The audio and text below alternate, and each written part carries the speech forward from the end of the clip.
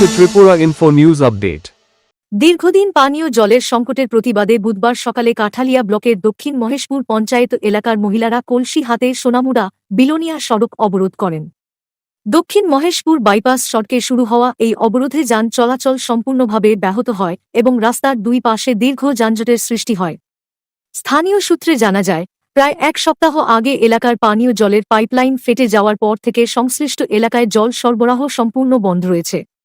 বারবার অভিযোগ জানিয়েও সমস্যার সমাধান না হওয়ায় বুধবার সকাল 8:30টা নাগাদ এলাকাবাসী, বিশেষ করে মহিলারা, কলসি নিয়ে রাস্তায় নেমে বিক্ষোভ ও অবরোধ কর্মসূচি শুরু করেন।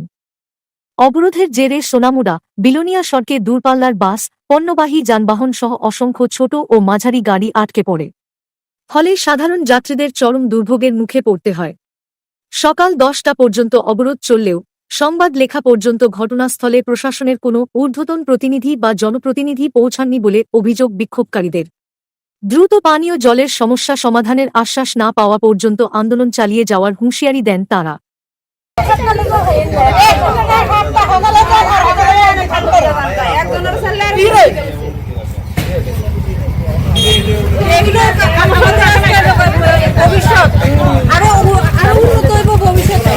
অবরোধ কিরে করছেন?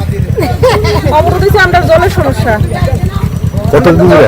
না, 8 দিন 7 দিন হয়েছে। আমরা চেষ্টা করছি তারা আমরা সময় দিচ্ছি। ঠিক আছে, একটা গাড়ি নষ্ট হইতেই পারে, নষ্ট হইলে এটা ঠিক করার লিগে সময় দেওয়ার দরকার। আমরা আজকে 7 দিন যথেষ্ট সময় দিচ্ছি।